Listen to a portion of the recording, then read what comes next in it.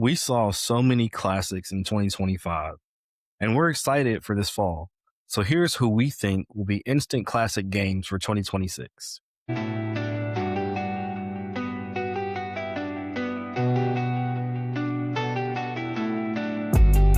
Welcome back to First and Short, your first place to get short bits of college football news and analysis. Today's episode is hosted by Aaron, my co-host, and myself, Mashfik. Just want to, before we get into episode 50 of this show, please continue to subscribe. Please continue to follow us here on YouTube, on our podcast, on Apple Podcasts, on Spotify. Any of those channels will work. We're growing in that department too. So, hey, listen, if you're on YouTube, go ahead and just subscribe on the audio real quick. If you're on audio, we would love for you to join us on the video side. So, appreciate you guys doing that and continue to support us for our channel. So, for episode 50, we had to do something special, Aaron. So, you talked about the games that we're excited for this fall. So we're going to talk about the top 50 games that we're excited for. No, I'm just kidding. That's a lot. Maybe we'll do 5. We'll just do 5. We'll just do 5 games that we're excited for this fall. And that's pretty much it. Like we're so excited for the new season that we wanted to go ahead and just preview, high level stuff, a few of the games that we have coming up. So why don't we get started, Aaron? Why don't you kick us off? I don't know if we rank these in any particular order, but this first one I'm really excited for. So why don't you go ahead and kick us off? Do us the honors.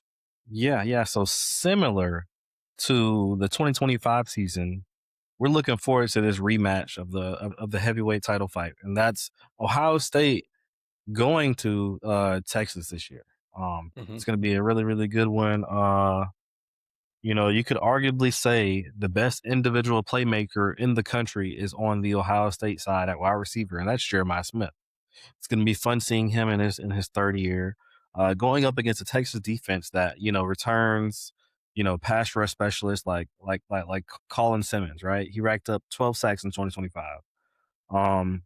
Again, talking about the wide receiver Jeremiah Smith, he's a human highlight reel. He generated over 500 yards.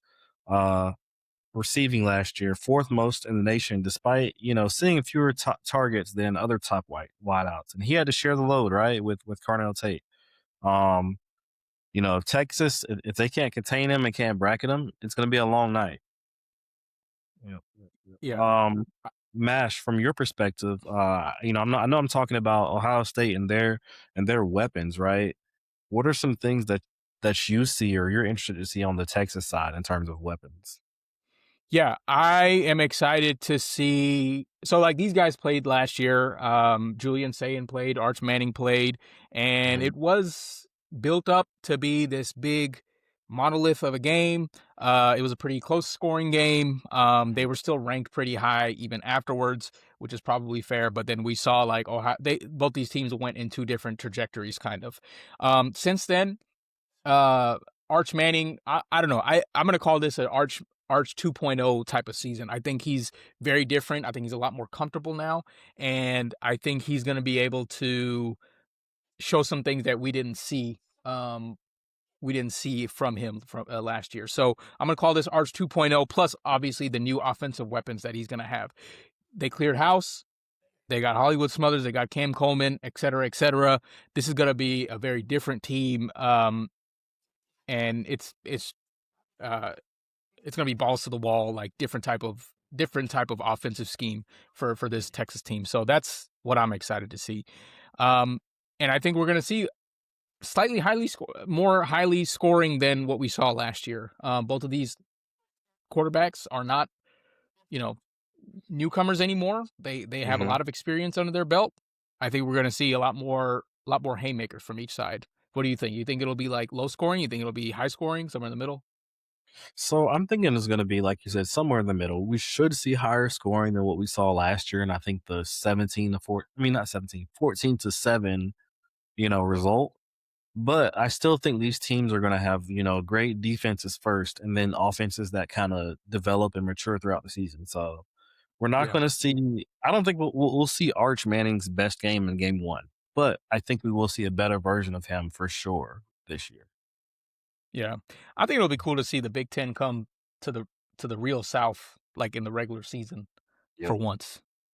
Hmm. I think Everybody, that'll be fun. yeah, everybody's talking about Ohio State and how this year they have a pretty intense schedule. So yeah, Yeah, I'm excited to see how they hold up against some of their foes and opponents this year. And this is going to be one of the first tests on the road against somebody who's probably favored to win the SEC and probably favored to compete and contend for a college football playoff national championship. So it'll yeah. definitely be Oh, exciting. yeah. Also, this game is played September 12th. Aaron, you ever been to Austin, Texas in the middle of summer? Whew, Yeah, yeah. that Bring your heat Gatorade. is on you. Yeah. Yeah, bring your Gatorade. I did. Any additional thoughts? I don't know if we let. Do you want to do any predictions just to keep it fun? Who do you? Sure, sure, sure. Yeah, So way too early prediction. yeah. I think Texas and Arch Manning find a way to win this game. So that they'll split this little series they have, but I think their offense is going to come alive much better than they did last year, and I got them winning by 7. Nice. Yeah. I'll go with Texas on this one. I think it'll be something close, under Yeah, 10 points, something like that. I did want to yeah, do an honorable mention for since we're talking about Texas here and we didn't want to mention the same team twice. The Texas at Texas A&M game near the end of the season, I think that will be very exciting as well. It's, the Lone Star Showdown game. It hasn't been played in a long time. It kind of got revived last year and we saw Texas kind of derail A&M season. So I'm excited to watch that game as well, but that's more of an honorable mention. Don't need to go too deep um, into that one.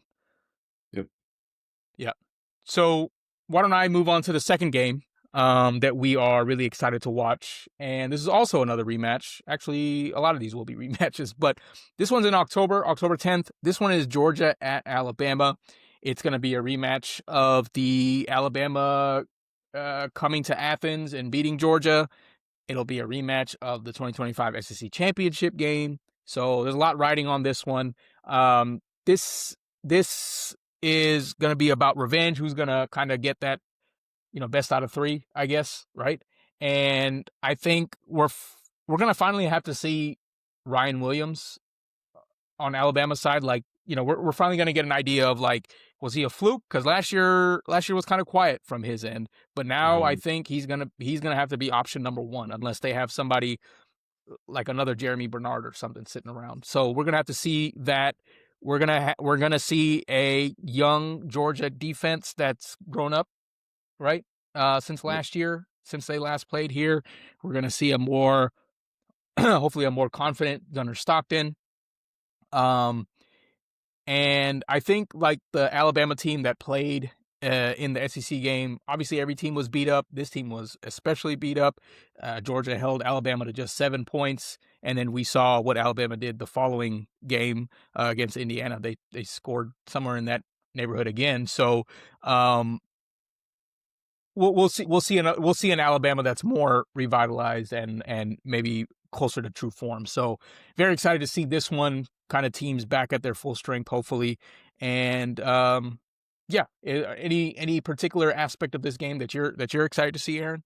yeah. I'm very very interested to see what type of Alabama team we're going to get next year. I feel like the portal recruiting wasn't too exciting. Like it was okay, but I didn't really see them fill the gap in the run game that I thought I was going to see them see. They lost the commitment of Hollywood Smothers, so it's like who's going to fill that hole or step up and be that guy for them. And then also at the quarterback position, we don't know who's going to be their starter. I think the battles between is it Austin Mack and Keelan Russell.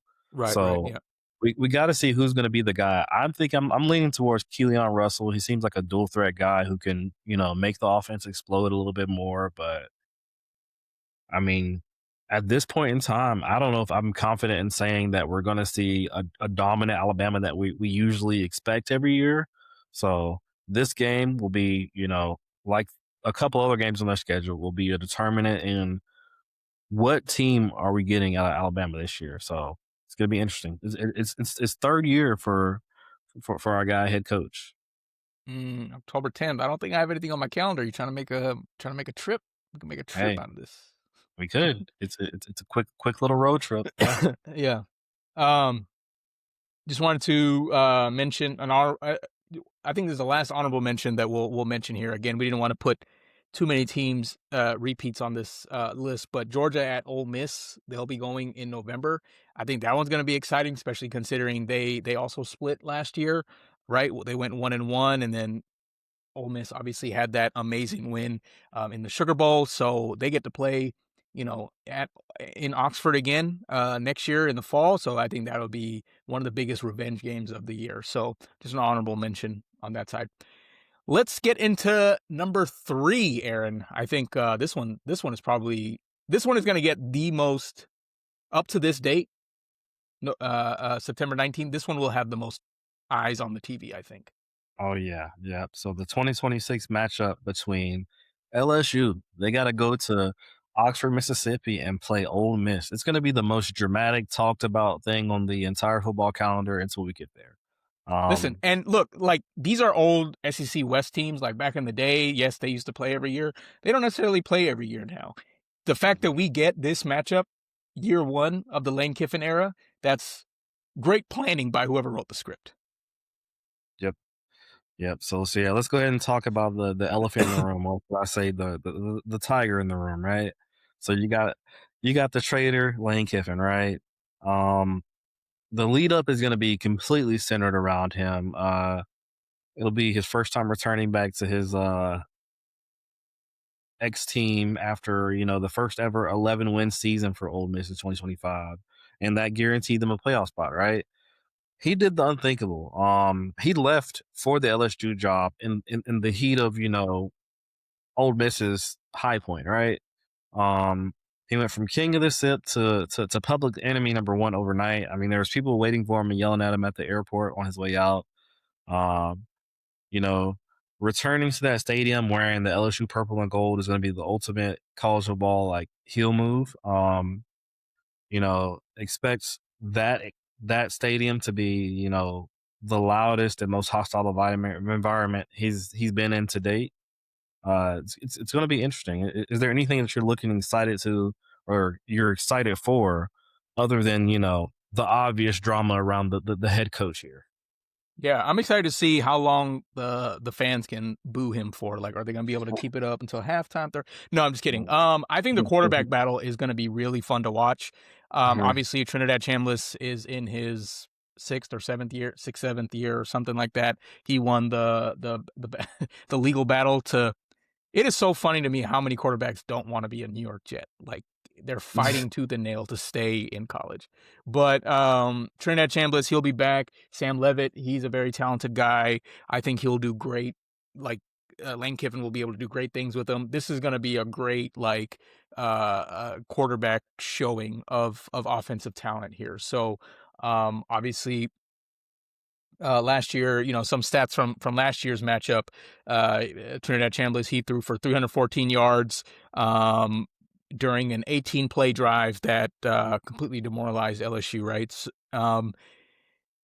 So I imagine he's just going to be better and do similar things again this go around. And Sam Levitt, he does Sam Levitt things. So he's very aggressive, very highly efficient, things of that nature. So that's what I'm excited to see for this. And then LSU, the highlight that they had last year was that they had a good defense. The new head coach at Ole Miss, he's a defensive coordinator guy. So I think both defenses will be decent. So this should be a really high level matchup, I think. Yep, I think it's going to be a high scoring game, explosive highlights. The last thing I'm going to add that I'm excited about for this game, I think Lane Kiffin's going to come in and immediately revamp this offense and make it, what it used to be and what it was close to that 2019 team. So I expect to see maybe a couple of first rounders on this offense next year as we're looking at how explosive they get. They'll finally have a guy that can, who's proven that he's pro caliber come in and light up defenses. Yeah, I expect Lane Kiffin to try and make make a lot of his guys make a lot of money in terms of NFL draft money after this season. We forgot to do this for the Georgia Alabama game, but for this game, who do you predict? I'll go first this time. I think I think I think Ole Miss is gonna get the upset here. Oh, I don't well, Yeah, actually, I don't know if it's an upset yet, right? We don't know where they're gonna be ranked. yeah, But I and we think don't. mind perspective wise, I think we're looking at Ole Miss as the underdog, but I think Ole Miss will get the win. That's just my thought. I don't know. Yeah, yeah. I mean, it didn't look like Ole Miss lost a beat without Lane Kiffin in the playoffs. Who knows? A few plays they could be national champions this year. They were a few plays away from it. So, um, I think I'm gonna have to agree with you here. I'm excited to see how explosive LSU is gonna be, but I think Ole Miss is just gonna be too like pissed off Yeah. to put it plain Yeah. and simple to lose this Yeah. game. There that home field advantage is gonna be uh good for sure. Yeah, Let's move on to number 4 on our list. There's a lot of good games in September. This is another yeah. September game, September 12th. I think who else was playing September 12th? One of the Ohio State at Texas. Okay, so this is going to be a multi-TV type of day. So, um this is a game I think, Aaron, you and I will probably be at least on campus for, but Tennessee is going to visit Georgia Tech. And this one's going to be a good one. Tennessee is going to they have a brand new look. Georgia Tech, they're moving on from Haynes King, but we kind of have an idea of what these identities are for both of these teams, right? So this is a throwback rivalry game, kind of, right? They used to play more back in the day. This is the first time the Volunteers have traveled to Bobby Dots since 1986, actually. Wow. So what is that? 40 years, yeah. So let's dive in a little bit here. So right now, like I said, both teams are kind of moving, with new quarterbacks. They both had transfer quarterbacks come in last year, and I guess this year I don't know who the new quarterback is for Tennessee, but Georgia Tech obviously has Alberto Mendoza. I don't know if you know his older brother, but um, so we're going to see what he's kind of made of and what kind of national champion pedigree he kind of brings to Atlanta. I imagine a lot of eyes will be on him. Um, with on the Tennessee side, with Joey Aguilar gone, all the eyes are going to be on George McIntyre. He's a 6'5", prototype quarterback who's going to represent the future of Josh Heupel's system. And so, in terms of excitement, I think there's just a lot of unknowns right now. But I think with how these two teams are built, we can expect a good matchup. What do you think? Yeah, I definitely can. Um, we're talking about, some of the things that Mendoza can bring to the Georgia Tech offense. But let's talk about a little bit about the run game that they picked up in the portal. So they picked up a very uh potential pro talent type running back out of Justice Haynes. Was at Alabama, then he was at Michigan, had a stellar year, and he decided to come back closer to home and play for the Yellow Jackets, right? So again, he's a Georgia native. He's widely considered a top 3 running back for the 2026 season. I'm interested to see how he's going to stand up against this defense. It'll be a good test. I don't know if ACC defenses compare to how this Tennessee defense will be, but hey, Georgia Tech, they lost a couple of Haynes guys. They're picking one right back up to hopefully carry the offensive load again. So I'm excited to see how he'll perform this year for Georgia Tech. Yeah, I know guys transfer a lot, but this guy transferred from SEC, Big Ten, now ACC. You don't see too many like multi conference like that players when they transfer. Yeah. But yeah, I think that's a good point. I can't believe I forgot to mention Justice Haynes, but he clearly came back to college for one more year for a specific reason, and that is to showcase his talents. I think he is going to be on a mission this Yeah. season, especially this game when he knows a lot of people will be watching. Yeah, he is definitely going to be a great one to watch for this one. Mm-hmm. Um, cool. Let's talk about our 5th game on our list. Another September game. September is going to be awesome this year. Why don't you get us started on number 5 on our list? Yeah, yeah. We're gonna go to the Big Ten one more time, and we're gonna look at this matchup of Oregon going to USC September 26th. Um, the narrative here is revenge, right? So last season in November 2025, Oregon handed USC, a painful 47-27 loss in Eugene, right? That game, it pretty much effectively slammed the door for USC's chances at cultural playoffs. And, it kept Lincoln Riley somewhat under a microscope. Don't get me wrong, he had a great year at USC last year, but it was one of those things that says, okay, it's one of those things that separates him from, okay, you have a great team to versus you have an elite team, right? Wins like that. Um, Now next season, the Ducks are going to fly into the LA Coliseum this September, and USC will be playing for pride and a chance to stop a 4-game losing streak to Oregon that dates back to 2019. Um, is there anything or any positions that you're excited to watch in this matchup? I think we're going to see good quarterback play again here, and both teams will have a lot of weapons, right? Mhm. So Dante Moore, we saw what he's capable of. Jaden Maeva, we know that he could air it out. Um, so we know what they're capable of. I think that's kind of a redundant point to just continue beating that. I think what's going to be more exciting to watch is like the kind of clash of identities here. So we know Oregon, our understanding of Oregon at least is that they're a more balanced team.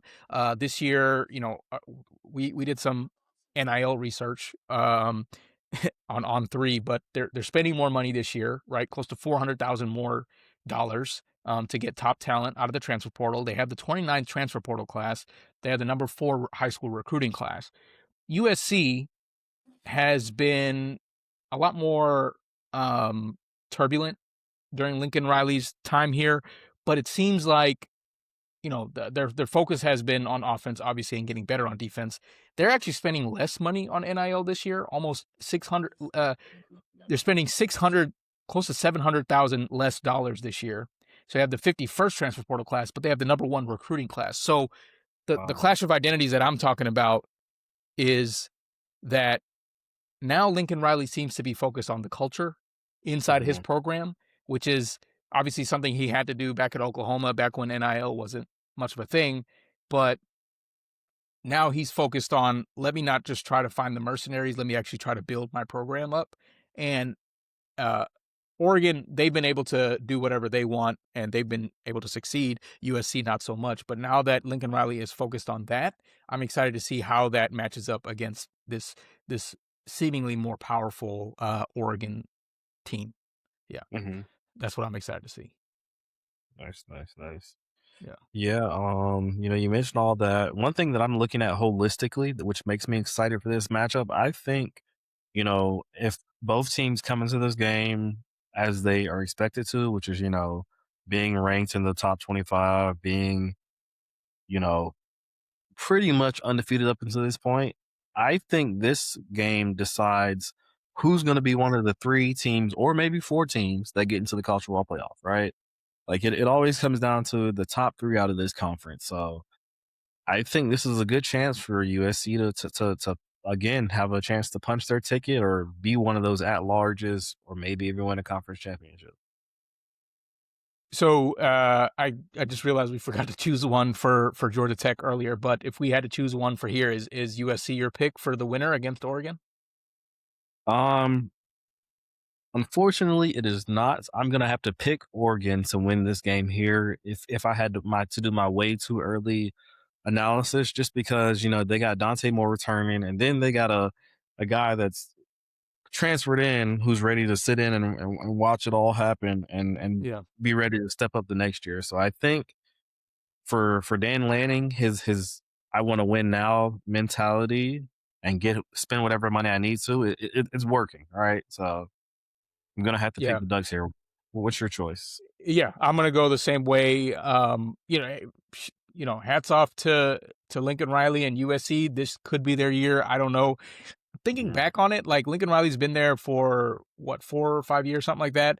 I can't think of a single like signature win that this guy has had. Right? Like I can't think of a great win that. Yeah, during his tenure, I don't think it'll just. I don't think it'll be this one. So, yeah, Oregon just has too much proof of concept that they've shown us of how many games how they can win games and stuff like that. So I think I would pick Oregon, even if we were even when we talk about this game in the fall. So yeah. That is that, guys. So listen, appreciate you guys watching. That is our top 5 games to pay attention to this fall, to get excited for this fall.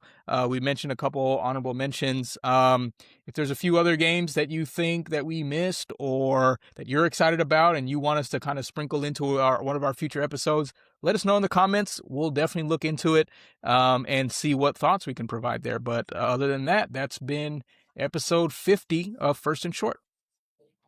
Thanks for watching.